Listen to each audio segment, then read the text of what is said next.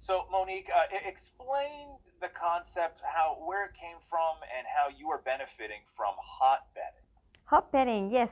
It's definitely something that a lot of people are trying to work out why I did it and what is the purpose behind it. So, when COVID struck, for me, it was a time to basically reset and do something different. So, as my international education agency was collapsing and I found myself suddenly single, I decided that as a typical entrepreneur, I had to think outside the box and decide how can I make an extra income which is easy and doable right in the middle of COVID. So I was at home one particular day and I looked at my bed and I realized, hang on, I've got a space in my bed. I can actually rent out this space. And that's how I came up with the concept of hot bedding.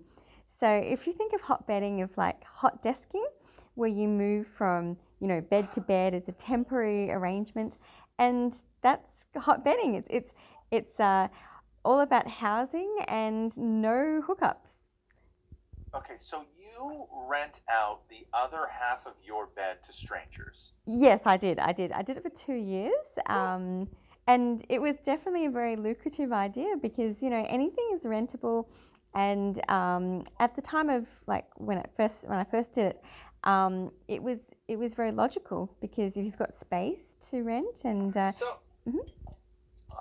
so how much were you charging people to rent out that half of your bed?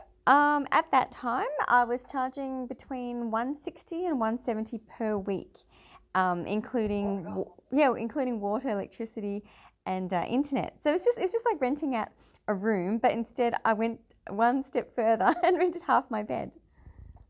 Okay, but that, Okay, I imagine, involves an incredible amount of trust that you're going to fall asleep in the bed with a stranger. Yes, yes, absolutely. But then again, if you think about if you're in a hotel room and you're bunking with another person and there's two single beds, it's pretty much the same concept, but just your space is a little bit more confined. But But I've never but rented these a are hotel. Yeah, strangers. I've never slept in a hotel room with somebody that I didn't know. oh yeah, okay. Oh, I have before, and you have to exercise a lot of discipline because it's purely a business transaction where you're renting a space. Just like you rent a room or you rent something without any other expectations, but just the space. Okay, so Monique, are you renting that half of your bed? Oh wait, I need to before I ask this question, I need to know how big is your bed? My bed at that time was a queen size bed. Tonight I'm Okay. actually in a hotel and I have a king size bed. So if I was doing hot bedding, you would actually be much more comfortable in a king size bed, to be honest. But now, Okay, and then are you renting to both guys and girls, or are you like specific to one gender? Well, at the time when I was doing it, it was open to any gender, but I actually did it Yeah. with a male, which was fine. But I laid down the law and I said, look, this is my expectation. It's nothing more than just renting the space next to me and sleeping next to me, Okay. and it was great. Mhm. what do you sleep in, What do I sleep in? Oh, and what do pajamas. they sleep in? Like what are the rules? Like, what if somebody's like, I like to sleep nude, or I like to sleep in my underpants? Like, what are the rules? Oh, definitely both parties have to sleep with pajamas on, fully clothed, just out of pure respect and courtesy for each other.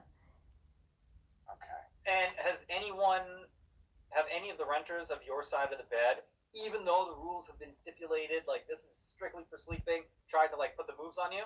No, definitely not, because I'm very strict with hot bedding because for me it's not worth going any further than that because it's purely a business transaction. Okay, so but when you're sleeping and you're tired, and like you said, like you were recently single, so you Hmm. were used to having somebody there that you could, like, when you're that tired in your sleep, sometimes when you sense there's a body next to you, you just move closer to it. You know what I, like, did Hmm. anything like that ever happen No, accidentally? no, definitely not. Because for me, I put pillows between myself and the other person to create an immediate barrier. So, I was fully aware that they were Interesting. there, but with the way that I am, like I run a modeling agency during the daytime, which is it's called Diversity Models. So I'm exhausted by the end of the day. Um, Yeah. so yeah, and the pillow is just basically a separation barrier. It's it's comfortable and it's informal, but at least it gives both sides a peace of mind that, you know, this is my side and that's your side. What if there's a snore beside you, or like somebody who farts or something like that? Like will you wake them? Will you wake them up? Like, what are the rules for that?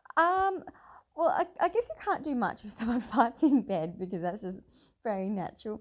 But with snoring, I mean, a simple solution is you give each person earplugs to sleep with, so at least you can block out some of the sound. You have to take some small measures like this to make sure it's a comfortable sleeping arrangement. Just like if you had a room with two single beds, you would still also provide these little mini inclusions. Okay. How much money have you made so far? Have you calculated that? I Started?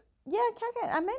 I made just under 20,000 over 2 years, which is not bad, right? Side of the bed.